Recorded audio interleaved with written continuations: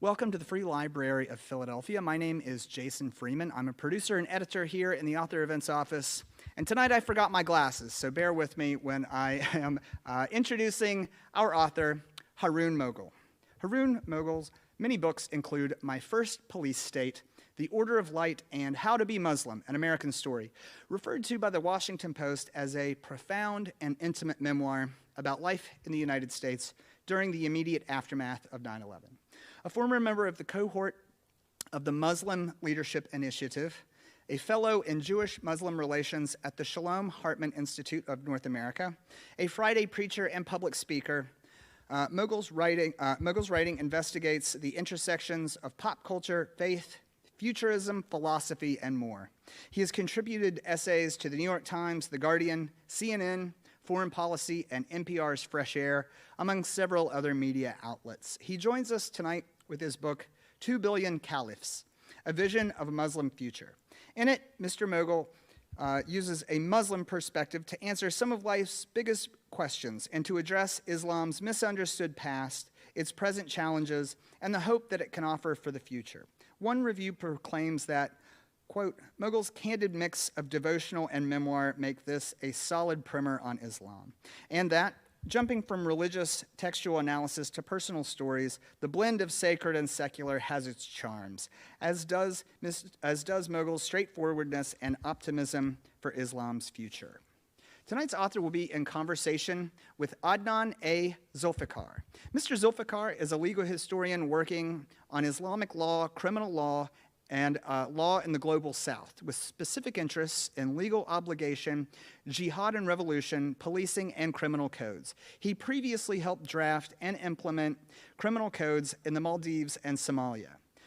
He regularly provides expert media commentary for various outlets, is proficient in multiple languages, and has spent over a decade in the Middle East, South Asia, and Sub-Saharan Africa. So without further ado, ladies and gentlemen, join me in welcoming Haroon Moghul and Adnan A. Zulfiqar to the Free Library. Well, first, let me begin by thanking all of you for coming out. I know it's a beautiful day out, and so being inside the Free Library may not be the first choice, but I assure you it's going to be an interesting event and conversation, and we're looking forward to having you all part of it as well. So you have an introduction of who we are. You have an introduction of certainly who our author is. We have known each other for quite a long time, so this conversation in some respects is going to pick up on that relationship. We've known each other almost 24 years or so? 24 years. Yeah, so it's been fascinating for me watching Haroon's intellectual journey, so I'm going to probe a little bit there as well. The evening, I'm going to ask Haroon some questions, have a bit of a conversation. We're going to touch on some things that are a little substantive within the book. We'll touch on some things that are more personal within the book, and then we're hoping you all can join the conversation as well. So let me start this off with the fact that this is now, I believe, your fourth book, Yes. right? Your third nonfiction book. There's a fiction book in there as well. Yeah, don't read that one. Yeah, so it is actually a good book. So, and so my question I want to start off with is this book, 2 Billion Caliphs. Had this always been on your mind, or did it come about later? And if it came about later, why? Why did it come about? So let's start off there. Sure. Well, good evening, everyone. It's very nice to be in Philadelphia. I got here this morning via Charlotte, which is the Queen City, which it never occurred to me. I recently moved to Cincinnati. Cincinnati is also the Queen City, so America is nothing if not redundant. But certainly it's nice to go from city to city and get to meet folks and talk about a book that is very important to me. So thank you for coming out. And I will say that books seem to happen to many people I talk to who write in rather inadvertent or surprising ways. So, as Adnan mentioned, we met each other way back in the late 1990s when I was in college in New York City. He was in college, or I think he maybe just finished, in Atlanta. And we kind of struck up a friendship, and it grew from there. And actually, Adnan, I should say, first encouraged me to get into writing. There were not a lot of people of my background. My family, like his family, is from Pakistan originally, and most of us from our generation, given our parents' backgrounds and so on and so forth, we were expected to be doctors, and if not doctors, then doctors. So certainly writing was a peculiar choice, and I wrote a lot and tried my hand at it, and had a really prolific period in my early 20s, pushed out 2 books, a travelogue and a work of fiction, and then kind of threw myself into punditry and commentary, and ended up in my mid-30s in a pretty tough spot and felt myself entirely exhausted by my religious identity. And what I mean by that is that I found myself in a place where the pressures of living up to being a certain public face for conversations about Islam took away a lot of my own ability to figure out my own identity. And so rather tongue-in-cheek, I wrote a memoir that was quite serious, but the title was a bit sarcastic. It was called How to Be a Muslim, An American Story. We subtitled it An American Story because apparently readers might think that if the word Muslim was in the title, it could have nothing to do with America, but I suppose we have to be careful of these things. And we titled it How to Be a Muslim because it was very much the story of how I tried to be a certain kind of Muslim, and why I thought I failed so many times to realize that kind of spiritual identity. So all well and good, the book was published, and there was a bit of a problem. Many people seemed to think the book was actually a guide to how to be a Muslim. And so early on, I remember looking at the Amazon ratings a little obsessively, and I noticed that the book most often bought with this book was A is for Allah, which is a children's book and not a painful, dark memoir of a man in his mid-30s trying to figure out how his life had gone wrong. And so there were a lot of disappointed parents, I'm sure, out there, a little bit curious as to what their children were reading. And I went to a lot of events, and people would literally walk out in 5 minutes because they were like, this has nothing to do with how to be a Muslim. I was like, yes, thank you. Can you help me? Right. And so, long story short, it planted the seed in my mind that maybe I should write a book about what it means to be a Muslim. But as I thought about it, and I've spent now 20 years in a position of publicly talking about and exploring Islam with American and international audiences, one thing I realized over and over again is a lot of introductions to Islam do a very good job of explaining what and when and where and how. What they don't do is why, right? Why do people act the way they act? Why do people prioritize the things they prioritize? What are the underlying motivations behind the life choices people make? And it struck me as a grave injustice and, frankly, a dangerous reality that we in America know so little about the motivations and worldview and perspectives of what is now almost 1 out of 4 people on the planet, and probably by the year 2070, from what I've seen, about 1 out of 3 people on the planet. And certainly, you know, if we look at what's happening in Ukraine, for example, many people, you know, are surprised when political realities turn into crises because of a national conversation that often doesn't pay enough attention to the rest of the world or diversity within our own context, and also a national conversation that does a very poor job of explaining motivations and rationalization. So in some ways, it's a very recent product of where I find myself, but in many ways, it's the product of 20-something years of just thinking about what it means to be Muslim and trying to explain to people from all different backgrounds, this is why many Muslims do things that might seem unfamiliar or unusual, but actually emerge from a very deep and intense and compelling worldview. So that's fascinating to me, because when you started off answering it, I thought, okay, that's interesting. There were these audiences to your last book, many of them, it sounds like, who were Muslim, and they came away thinking, hey, this isn't quite how to be Muslim.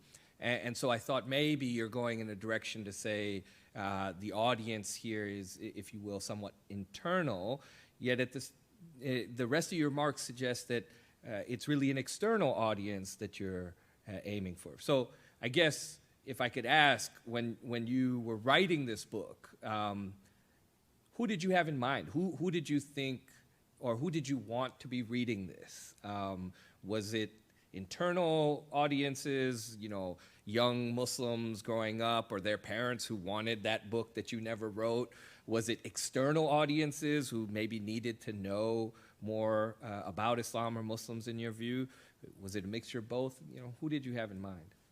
Yeah, so when I emailed my editor at Beacon, I can tell the whole long story at some point. It's a wonderful tragedy of a child who was told he was going to the Ivy League and did not. So it's a story of nauseating privilege and entirely irrelevant to most people's realities. So anyway, long story short, I emailed the editor and said, I have this great idea. What if I write a short book, like a 200-page book that just really tries to communicate, this is the world's fastest growing faith. Whatever people make of that, whatever their own opinion of religion, certainly it matters if people in America understand or do not understand the dynamics that shape this incredibly sometimes chaotic, sometimes beautiful, sometimes challenging, sometimes confusing civilization and culture and all these different communities. And they jumped on it. They said, actually, that's a great idea. And I said, well, I'm not going to go into chronologies and definitions and things like that. I'm going to give you the concepts. Like, what are the ideas, the words, the grammar out of which Muslims construct and contest their understanding of the world? And so I started writing, and I looked at ideas that I thought were maybe undervalued or understudied. And as I was writing it, it occurred to me that, like, hey, actually, for Muslims in the West, in the United States and in North America and Europe especially, where we have a certain amount of distance from the sort of classical, so to speak, heartland of the Islamic world, maybe we can also do something a little bit different and return to the stuff out of which religion is made, and think about what it is we want to do with that heritage. And so, in a sense, the book is for a lot of different types of people. It's for people who are interested in religion and interested in understanding the wider world, understanding a part of the world and a part of our country that might be unfamiliar or unusual, or simply of curiosity. And certainly for young Muslims who are in this position, like I think you and I were, like 5 years ago when we were in our 20s. And that would make college when we were 3, but it's because we were in the advanced pre-med track. So the reason I mention that is because we were really asking ourselves those questions, right? Like, what does it mean to be a Muslim? Out of everything my parents and my community and my culture has given to me, what am I supposed to take? What am I supposed to leave to the side? What can I play with? What can I move around? What is fixed and immutable? And fundamentally, that's a universal story, but it just happens more and more frequently or rapidly as we move forward through time, where we have these disconnects, these chronological biases. And I think it's a beautiful overlap between the American tradition and the Muslim tradition, where we in America do that all the time, right? Are we going back to 1776? Are we going back to 1619? Are we going back to 1865? Like, what are the moments and ideas and concepts that shape who we are and who we want to be and who we should be? So that's really interesting, in terms of the role of history and kind of how we process that, and certainly as a law professor, I'm always trying to guide my students through that to some degree. Let me take that then and go in a particular direction with some of the substance, right? So there's a certain point where, as I was reading your book, I thought, oh, like, you seem really resistant to the idea of authority within Islam.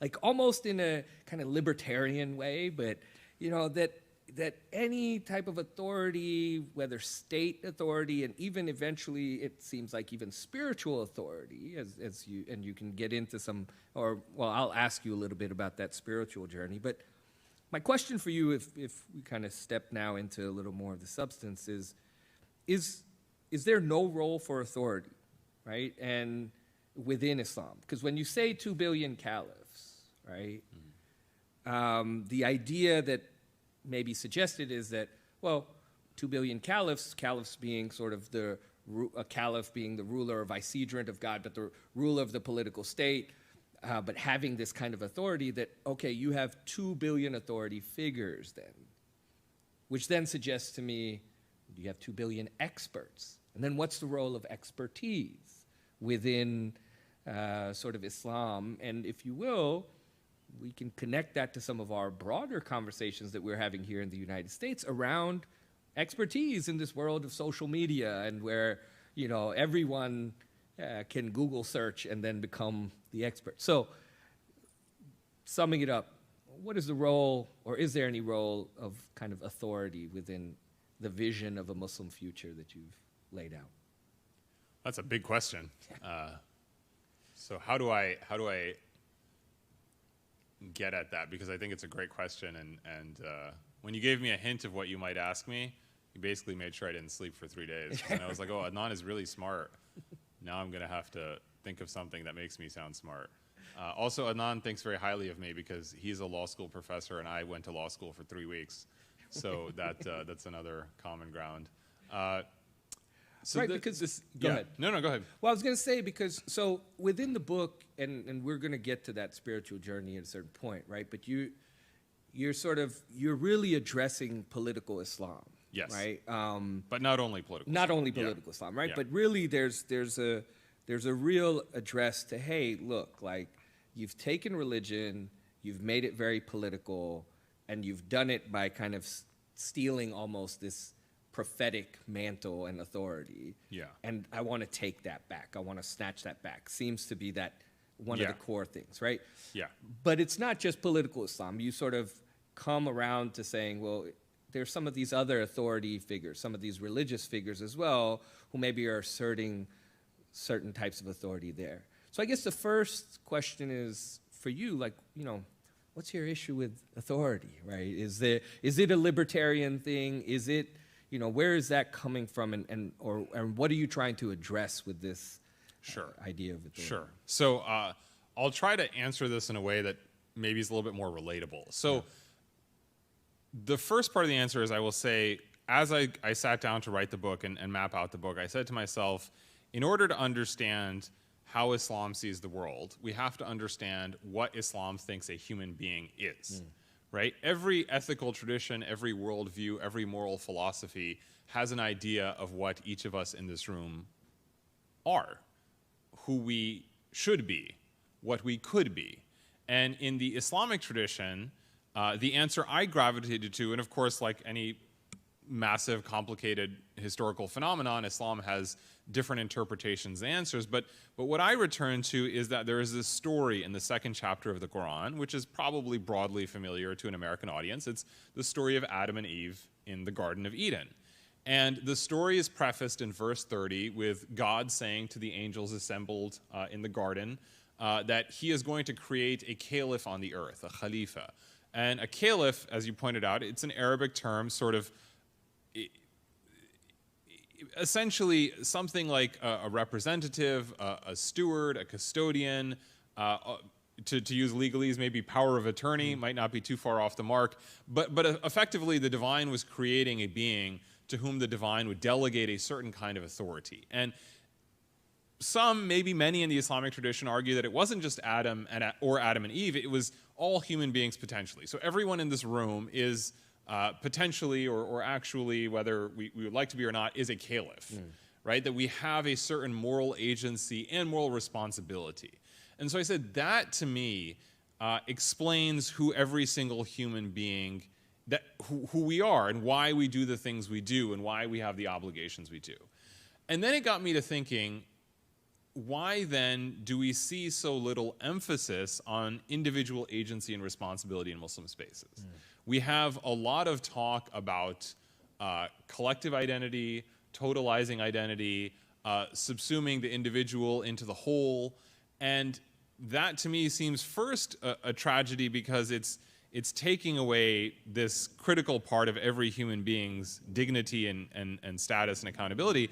But second, it also explains why Muslims often fail to bring about the outcomes they seem so passionately invested in. So I was thinking about this earlier, and I think a good analogy might actually be to COVID, right? And bear with me here for a second, right? Prior to COVID hitting, right, I did not personally pay that much attention to public health issues. It's not my area of expertise or anything like that, but I read from time to time, and I had read before COVID was upon us that the United States was believed to be the country most likely to survive a pandemic relatively unscathed. And I'm sure many of us in this room heard the argument that we had the best public health system in the world, we had the most resources, so on and so forth. And yet, in retrospect, and I'm saying this as someone who now lives in Ohio, where COVID lasted for about 3 to 6 weeks, and then we, miraculously discovered our resistance to it, right? Like, nobody was wearing masks after a few months, right? And yet, in retrospect, it's not that surprising, because if you think about it, right, if you just reflect for a moment, American society is quite resistant to instruction from above, right? We don't do well with that. We do well if it's organic. Right? We have remarkable examples throughout our history of collective enterprise and endeavor and national commitment, but we also have a lot of instances where we push back very strongly and forcefully, even if it's good for us, because it's in our DNA. And actually, I think that there is a design feature in Islam which Muslims are not adequately aware of, which is that, one, the idea of individual moral responsibility, two, the idea of individual moral accountability, and three, the idea that after the Prophet Muhammad, peace be upon him, there can never be a form of authority that has the divine stamp of approval, right? There are minority opinions that do disagree, but by and large, the majority of the Muslim world has held to the opinion that prophecy is done, and you're never going to find a leader or body or institution with that level of authority or expertise, right? And so I guess what frustrates me is that I feel like instead of leaning into and embracing this characteristic of Islam, we are constantly fighting against it. It is a Sisyphean task, because on the one hand, we're telling people there's no prophecy after Muhammad, peace be upon him, and you're all individually accountable to God. Now shut up and listen to what I'm telling you to do. Okay. And if you can only have you can't have all three of those things. And so it's the paradox of the modern Muslim world that the more emphasis we have on religiosity, the less unity we seem to have. And one can look at that as a negative, or one can look at that as simply a consequence of the nature of Islam, right? If you preach a religion that invests each individual with a certain amount of responsibility and accountability, I won't say authority, because I acknowledge that can be loaded and dangerous, because there is definitely a need for expertise. We just end up in a situation where we're constantly fighting against our own religious nature. And so not only do we do injustice to individuals, but we handicap ourselves. We prevent ourselves from realizing our potential. It's certainly something, going back to the analogy on COVID, America, we as a country and a society will have to think about, if, God forbid, we face something like this again, in terms of a pandemic or some other national security issue that requires collective discipline of some kind, how do we do it in a way that respects our kind of cultural DNA and works with it as opposed to against it? And maybe that's impossible, I don't know, but I'm certainly trying to open the door to that. Okay. Let me switch tracks a little bit. And I found there was one of the most powerful lines in your book, where you say, quote, "I could not worship a being in need of anything. I am too in need of everything." Right? And it's not typically how sort of this idea of God's neediness, you kind of put it in almost a positive light. Whereas typically, this is one of the main critiques, right? Which comes, why is God so needy? Why does God need me to do this and that and all these obligations? So I'm just wondering if you can say more about this, and I guess connect this to some degree. When I was reading those lines, I was thinking, that you talk about, particularly in your prior book, about kind of your journey through an atheistic period as well. But I'm just curious as to your arrival at this line and kind of thoughts behind it. Sure. So, by way of background, I was born with certain congenital medical conditions. I don't know how they're treated now. From what I can tell, in some respects, the medicine has advanced considerably. But if I had been born in 1900, I would have died within a few days of birth. And so, I existed in this situation where I had these medical challenges. They were, in some ways, extreme limitations in what I could and could not do. Certainly, this, but in terms of having the folks here understand, I was very conscious from a young age of the fact that I had physical limitations that many of my peers did not seem to have. Of course, we never know what anyone is going through in their personal life, but it seemed, you know, restriction. I've had, I think, I've lost count, I think 16 or 17 surgeries, a number of different, you know, medical procedures and treatments and this and that. And yet at the same time, I'm not trying to portray this as a story of hardship. Both my parents were doctors. We had, you know, networks and resources that enabled us to handle this in a way that, you know, I'm constantly conscious if I was born into a different family or a different place, I have no idea how I would have handled that, let alone how my parents would have handled that. And it certainly, you know, there's a larger commentary on healthcare in the United States, or the lack of healthcare in the United States, and the kind of lottery we live in. But so I was always conscious of the fact that I am not enough, right? That I need people to do things, you know, at times in my life that maybe a lot of other folks don't have that commensurate need. That said, I think our conversation in America about individual responsibility always kind of amuses me when you consider the fact that for most of our lives, we are pretty dependent, right? Other than this kind of golden period when you're in your 40s, right? Where you're like taking care of kids and maybe taking care of parents, right? And sort of you're like, there's like a double burden on you, right? Many points in your life, you really, I mean, when you're a child, you're mostly helpless. And when if you live long enough, then you live at a point where you need a lot of care around the clock. And I guess what I'm saying is, you know, we have this kind of narrative of autonomy, which I think is a fiction, and it's a dangerous fiction, right? Because that's just not how people live. It's never how we've lived. It's impossible for us individually, socially, so on and so forth. But what I think is interesting about it is that when we reflect on it, the Islamic tradition, this is something I try to do in the book all the time. I feel like a lot of Muslims, when we look at our text, when we look at our tradition, we take the dullest possible meaning from a text, right? We don't really dig deep and say, like, what does this really mean? So I'll give you a simple example, and I'm sorry if I'm giving you too long of an answer, but I'm trying to explain something that might be unfamiliar to folks. So there's a chapter in the Quran. It's the 112th chapter. It is just 4 verses long, but it's one of the most significant chapters in the Quran. And effectively, it says in a very rudimentary English translation, God is one and unique. God is eternal and self-sufficient. He is neither a parent nor a child, and nothing can be the like of him. And so immediately what this seems to do is it implies that the divine is this very alien, different, strange thing, right? Now imagine that this is being circulated in 7th century Arabia, which is an even more lineage-based society than ours is, right? So to say that the divine is neither a parent nor a child means that, like, this is a being that exists entirely outside of the frame of reference, where people literally were called, oh father or oh mother of so-and-so, oh son or oh daughter of so-and-so, right? Your entire identity is literally wrapped up in who your parents are and who your offspring are and what tribe you're from, right? That's it. There's no, like, independent identity outside of tribe or family. If you are outside of tribe and family, you're kind of effectively in a pretty crappy situation. And so why is the divine being described as so different? And many times you hear people outside the Islamic tradition describe God in the Islamic tradition as harsh, as uncompromising, as vindictive and vengeful. And that's not how Muslims experience the divine. And it occurred to me that actually what's happening in this chapter is the distancing is meant to underscore something, right? And actually, as I looked at more and more traditions, so for those who are familiar, the verse of the throne, the 155th verse of the Quran, second chapter of the Quran, you know, does the same thing. God is never tired, never sleeps, right? That God is so different from you.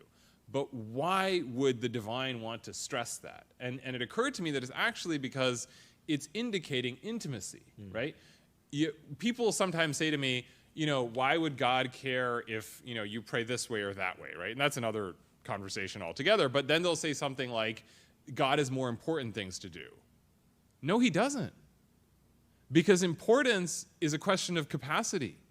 If you are omnipotent and exist outside of time and space, nothing is unimportant or, like, I mean, there are hierarchies, but it's not gonna, you know, like, if I'm trying to, like, you know, do something at home and, you know, one of the kids comes and says, can you turn on the TV, right? I'm usually the one asking them to turn on the TV. I don't understand remotes anymore. Yeah. But, you know, let's pretend, right? Like, if they ask a trivial thing when you're doing a big thing, you have to say, like, hey, leave me alone for a minute, right? But if I'm omnipotent, I don't have to like, worry about the big thing and not worry about the small thing because I don't have any limitations. So what this passage is underscoring to me is this idea that the thing that I find so beautiful about Islam is that we are in a relationship with a divine who is so different from us that we are therefore constantly in contact with the divine because there are nothing else is competing for his attention because his attention is literally unlimited. And so it's not a question of a divine that is so different from us that we exist in a kind of relationship of absolute subservience. We exist in a state of constant consciousness that you, wherever you are at any point or time in your life, right now, every single thought that has gone through your head, God is aware of that, right? Whatever happens with that, I don't know. But the point is, nobody is any more or less important. And so the idea of hierarchy of authority, the way we frame things, I think is nuanced or softened or changed by this idea that, yeah, like I'm a being who is radically in need of a lot of things, right? Like I am. I mean, I can't do a million things that I would need to do to survive. And yet, I live in a culture that preaches a narrative of, I did it. I built it. I don't need anyone. People are taking from me, right? Whereas, it's kind of silly. And then, so I'm trying to kind of shake at something that I think in our culture needs to be shaken a little bit, but I'm also trying to point to something in Islam that maybe a lot of Muslims sometimes don't realize the significance of. Namely, we have a tradition that encourages intimacy with the divine, not distance from the divine. And texts which emphasize distance are actually preaching intimacy. So that's interesting because that, there's a point in your book where you say total otherness makes total intimacy possible, which it seems like that's where you're getting at. And you do emphasize a lot this notion of Islam as a religion of intimacy, as a way in which I think you say anyone can reach out to God, that you're constantly in contact. And so then going back to our earlier question then about sort of authority and political Islam and maybe the things that you're observing in the world, when you're diagnosing the problem, what is it that, not all Muslims, but at least the Muslims who maybe you want to critique, maybe the ones who are in some of these arenas of political Islam or what have you, what are they doing that you feel is kind of countering that intimacy? Is it the kind of the desire for this, like some type of Islamic state? Is that disrupting that intimacy? Is it just the mixing of politics and Islam? Like what is it that kind of for you is disrupting this intimacy and pushing folks away?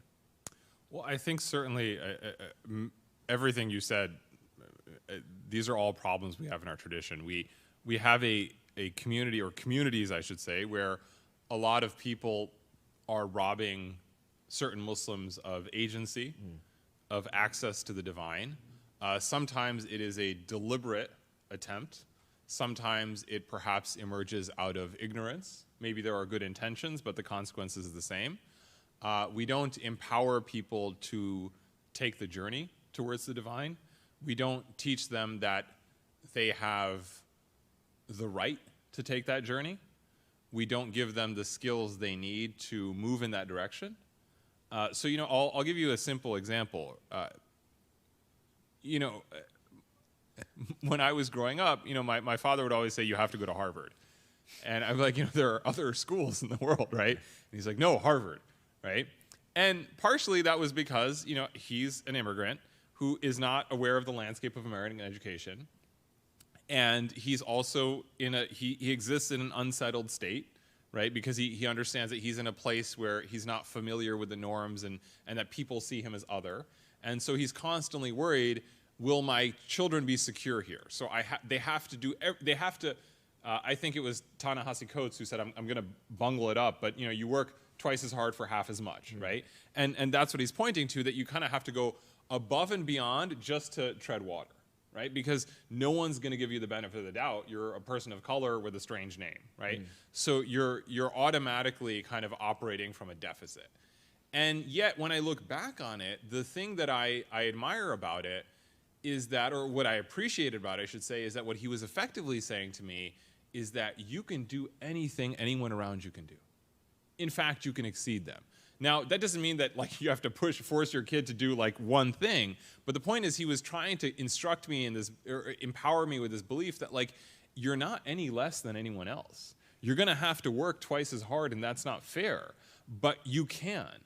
And what I want to see from Muslim communities is less emphasis on buildings and rhetoric and slogans and more on investing in people. You know, and where is the consciousness of what it's going to take to meet the needs of our community? You know, and I don't see that. And so I'll give you a simple example of the mosque I attend, right? Ramadan just finished at the end of April, and Eid is the holiday that closes the month of Ramadan. And we had over 3 separate prayer services, 7,000 people attend prayer services in suburban Cincinnati, Ohio, right? Which is crazy, right? When I was growing up, our mosque had like 15 people, right? Like 3 of whom were my family, right? So it's surreal, you know, and people from everywhere. And then I'm sitting and looking around, and I'm thinking, it's a beautiful building, don't get me wrong, you know, and God bless the people who put the energy and the effort into building it. But the amount of money it's going to take to keep that going, just the building, versus the amount of energy and resources the people in the building require, right? Where are we directing our resources? And that's a very simple example of, I think, a community that is more often concerned with externalities than internal capacities, right? The genius of Islam early on was empowering people and creating, you know, generations of very talented folks who could do lots of amazing things. And that's what I would like to see more of.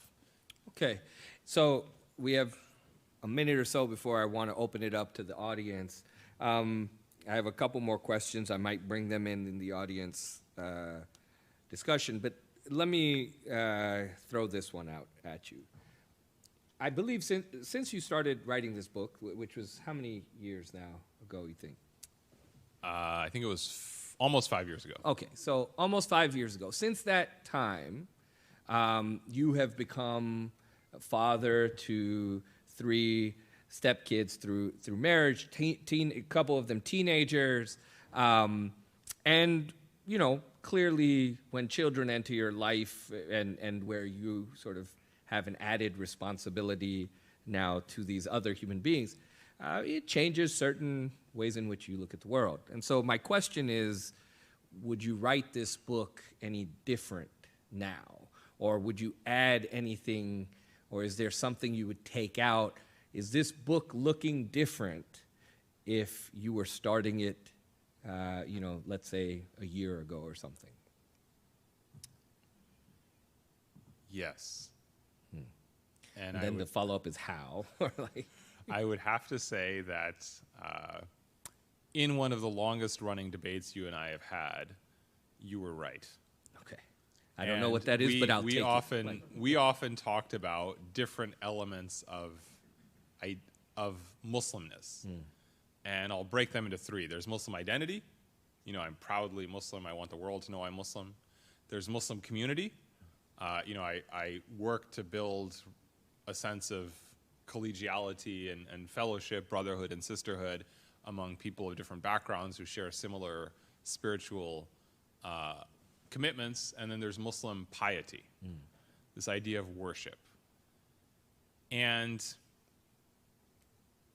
the reason I paused when you asked your question is because this is the scariest thing I've ever done.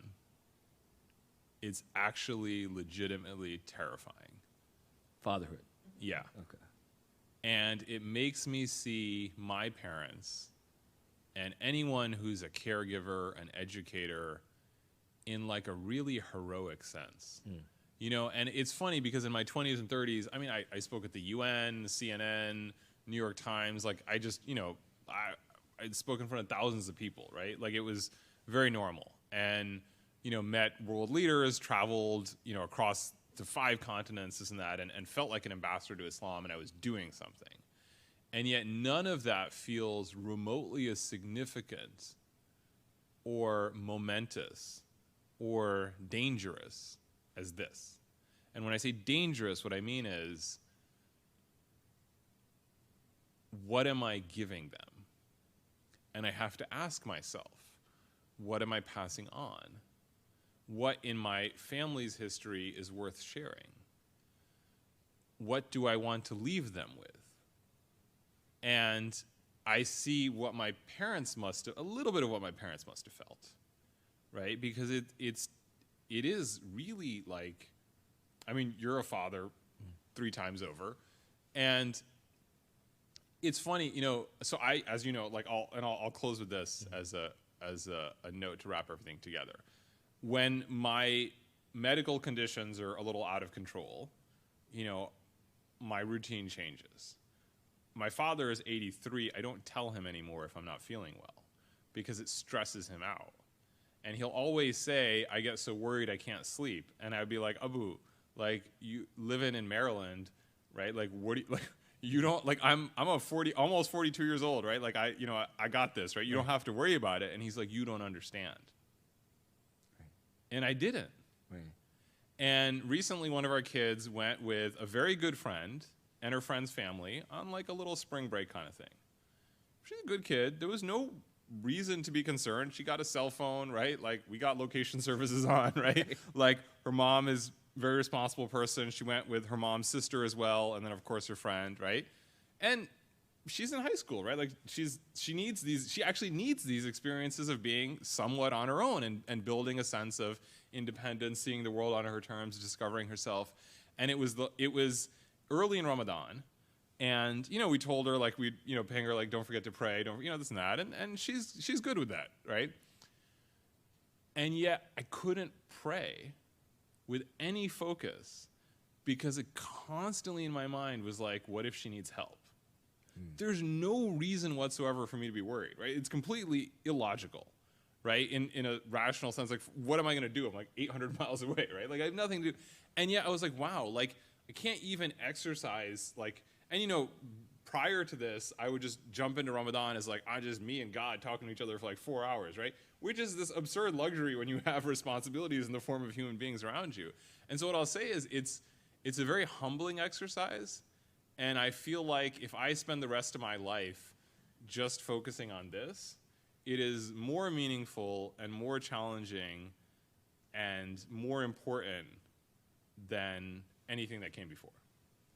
Okay. The Judeo-Christian religion emphasizes a moral code of the golden rule, doing to others. Is there a similar moral code for Muslims? Yes, yeah. There are a number of texts, you know, like a simple example that comes to mind. I mean, there are a number, but one is the Prophet Muhammad, peace be upon him, tells his followers, none of you is a believer if you go to bed with your stomach full and your neighbor is hungry. You know, none of you believes until he wants for his brother what he wants for himself. So there are certainly these kind of common threads. One of the most famous and tragically perhaps understudied statements of the Prophet is, you know, I was sent to perfect good character or beautiful character. So how you comport yourself, something in the Islamic tradition that's called adab, like A-D-A-B, literally character or comportment, is essential. And I'll share a brief, beautiful anecdote. I was reading a book by a German woman who became Muslim and what it was like in her context. And she shared a story where she met a wiser, older man who became a religious teacher for her, and he had some cats. And, you know, in many cultures, certainly in Muslim cultures, if you have a guest, you overfeed them, right? You, like, just ply them with food. And every time he had a guest, he would take a little morsel of food and give a little morsel to each cat. And she said, why are you doing that? And he said, I don't want them to feel bad that they're being left out. And to him, that was beautiful character. That was prophetic. that you should always think about everyone around you, whether human or not, when you, in anything. And so there is that common thread throughout the Islamic tradition, right? Think of others, treat them as you would want to be treated, and that is evidence of the genuineness or the insincerity of faith. Yeah, sure. That's fascinating because it reminds me of the sort of prophetic tradition that relates the man who went to a well and went down, got some water, came out, and he saw a dog that was panting. And so he took his shoe and he went down and he got some water and he gave the dog water. And the prophet, peace be upon him, said, that's his pathway to heaven, basically, that in that kind of kindness. So that's fascinating. Assalamu alaikum. Walaikum salam. So, anything you can tell me about Harvard? Was there any Muslims in Harvard? What was your first career? Anything you can tell me about Harvard? Vivid details. Vivid. So I will tell you a story of the beautiful ways of the world. So I went to visit Yale for some random Muslim program in the mid-1990s when there weren't a lot of Muslims in Connecticut, in the grand scheme of things. And I'd never seen a college campus like that, and absolutely fell in love. And found out I could take classes there and bugged my father to let me go. And now I understand why he didn't want me to live in New Haven, because I would be far away from home, right? But I said, hey, I'm gonna have college classes from Yale. You can't say no. And he was like, oh man, you're right. So I went, I took courses, I got good grades, I got a recommendation from a Yale professor, applied to Yale, and got rejected. That kind of hurt. Also got rejected by your alma mater, so that's another score. Their loss. Their loss. Their loss. Yeah. And then, literally, 14 years later, I got an email from Yale University Press. Long story short, would you like to write a book about Islam for us? We've been following your work for a few years. And I said, you got to be kidding me. Mm-hmm. And my first decision was, I'm going to dedicate the book to the Yale admissions committee, right? So I'm like, this is your loss. So I wrote a book. They were writing a series on American religions, and they wanted me to write about Islam in America. So I wrote a book about Islam in America. And I submitted it to them. It took me 2 years, worked my rear end off, put everything I had into it. And then a month later, I got an email from them, thank you very much, but we're going to have to say no. I said, you asked me to write the book. How are you going to ask me to write the book and then say no? That's the worst thing in the world you could do. I was on 34th and 8th Avenue in Midtown Manhattan, and I was so shocked that I just started wandering, and I was like, I need to calm down. And there was a movie theater, and I was like, I'm going to watch the first movie that's playing, and it was I, Frankenstein. You ever seen I, Frankenstein? No. You've seen a bit of it. Okay, it's not like a particularly amazing movie. It was actually made me really sad, because I was like, somebody made this movie and nobody's going to publish my book, right? Like, how is that even fair? This movie is like got millions of dollars in funding, and the people who asked me to write the book won't publish the book. So anyway, in the end, that became my last book, and I found another publisher. I talked to Yale. They told me that it's either an academic book that wants to be a memoir or a memoir that wants to be an academic book. If you want to write an academic book, come back to us. If you want to write a memoir, you're going to have to find a different publisher. And I sat with it, and I thought about it, and I decided I wanted to write a memoir. And I ended up writing the book that I wanted to write, and a book that ended up doing quite well and opened a lot of doors for me. There are a lot of Muslims at Harvard. I didn't go to Harvard. But I think the beautiful thing about it, I'll say two things that are important. The first is, when you try really hard for something, you find openings and opportunities that you never would have had otherwise. And sometimes that means turning your back on the original one. You realize there's something better. You know, like maybe that book was not the book that I was meant to write, that one was. And the second thing I'll say is that you can't thank people in your life in the ways you might want to, but you can honor them by paying it forward. So my father and mother sacrificed a lot for me. My mother passed away many years ago. My father, he's elderly. He's like, you know, what can I do for him, right? Like, I can pray for him, I call him every day, but the way that I honor what he did for me is I pay it forward. So actually, you know, speaking of stepkids, for the book tour, I've been going to different college campuses, and I've been taking the girls who are teenagers in high school with me on the tour. And I want them to see different campuses. My parents couldn't provide that, not because they didn't want to, but because they didn't understand that part of American life. It was foreign to them. And so I honor their sacrifice by paying it forward. And I say to them, look, I'm going to take you to a nice school. Maybe you'll go here, maybe you won't. I want you to work hard, but I want you more than anything to just understand what's out there and start thinking, what do I want? What am I good at? What can I try for? And if you like something, think about what you need to do to get there. Hope that answers your question. And I hope you go to Harvard. And when you do, you will email me. Right. And I won't respond for a few days because I'll be a little bit jealous, but I'll be proud of you. Yeah. If you're willing to share, I'd be interested in your personal relationship with God, if you can say there is such a thing.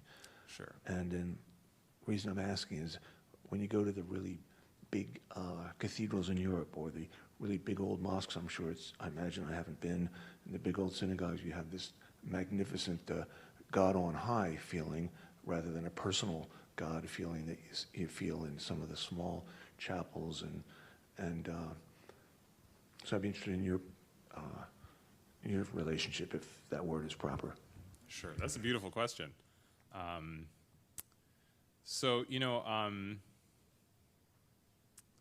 I was fortunate to travel through a fair amount of Europe and through other parts of, you know, the Muslim world, Middle East, Egypt, Pakistan, so on and so forth, and saw a lot of monumental architecture.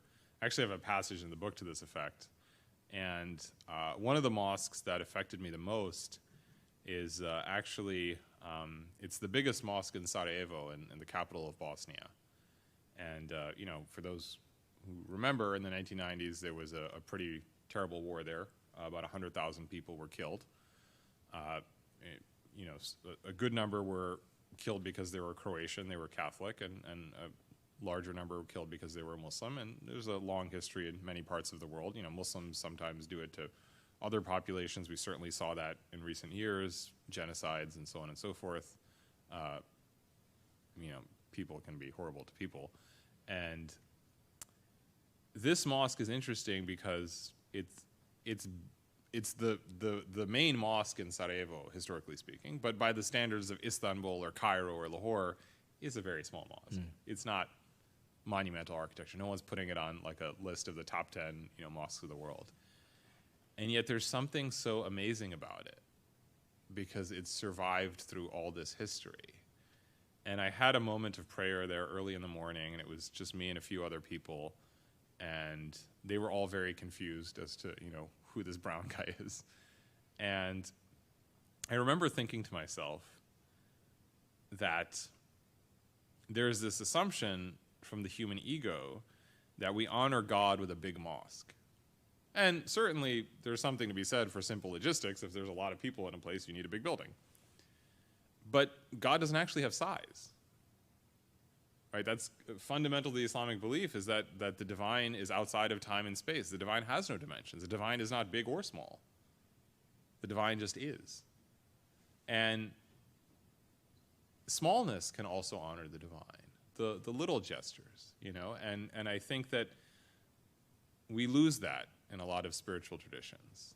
And so for me, you know, I try very hard. I'm someone who's failed a lot spiritually and religiously and come up short in a lot of ways. And I try to tell myself that I don't know if, you know, with illnesses and so on and so forth, you know, you feel like you have only so many chances in life. And, you know, some people make the most of them, some people don't. And I try to honor actually exactly what Adnan said, is that, you know, is this thing a path to paradise? We have 2 rescue kittens at home. They're now over a year, so I guess technically they're not kittens. And they're the most ridiculous creatures in the world. You know, God only knows like why they exist, because like they're like just endlessly amusing, and you know, and I think to myself that they are actually a door to God. That doesn't mean that I don't believe in prayer and all of those things, but I believe that all these little moments and gestures, you infuse them with purpose, and they connect you to something bigger. And again, when I say bigger, I don't mean in size, I mean in purpose. And so for me, I like to spend a lot of time alone. For me, the most profound moment is right after sundown or late at night, talking to God. And I will admit, being totally honest, it's sometimes a little transactional and very self-centered. I don't think I've graduated to the point where it's pure worship and pure adoration. I think that's for someone far more spiritually mature than myself. But I'm trying to go in that direction. And I'm taking baby steps on that road. Loud. Comparing the way you grew up in the States, how you compare the difficulty to identify as a Muslim in a foreign country, then the generations are coming now, like, how is it still the struggle to identify Muslims for the younger people here? So I'll be honest with you, I don't quite know. In some ways, I think that it's a lot easier. When I was growing up, we as a country have a lot of work to do on a lot of issues, but in some ways, we are better at representation, right? There were not many Adnans in America 20 years ago, right? Many colleges in the United States, including your future alma mater, Harvard, have Muslim chaplains, right?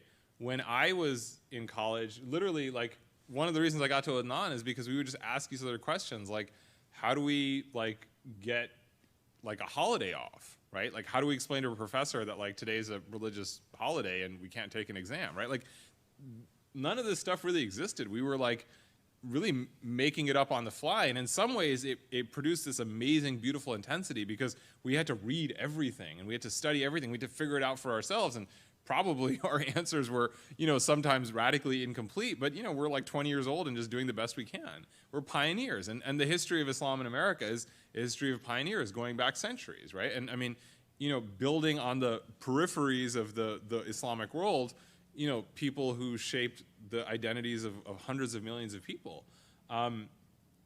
And now, you go to, for example, the school I went to, NYU, and there's not only a Muslim chaplain, there's a Sunni chaplain and a Shia chaplain and a mental health counselor, and there's like programs and a literary magazine and a theme month. So in some ways, it's much easier because you just insert yourself into this community and a lot of the work has already been done for you, and that's great. In other ways, it's more challenging because, when I was growing up, there wasn't a lot of specific Islamophobia, right? Like, there was racism, there certainly was racism, right? But it wasn't targeted necessarily at Islam specifically. It was targeted at race and difference, right? Most people had no idea what Islam was versus what Hinduism was. It was just something else, right? And either you liked it or you didn't, right? And we've obviously had problematic presidents, right? But in my lifetime, I can't remember a president who was so nakedly just malicious, right? And so I think about, the kids, and I'm sure Adnan thinks about this too, like, what a weird world they are growing up with, that the first president they have a real memory of is Barack Obama, and the second one is Donald Trump. Like, when I was growing up, we went from Reagan to Bush to Clinton, and obviously there were differences, but they weren't that different, right? Like, I don't know that many people who are like utterly crestfallen, by the election of George H.W. Bush, right? As opposed to the stakes now feel truly existential. And so I say we live in an age of polarization. And so I think in some ways it's easier, in some ways it's harder.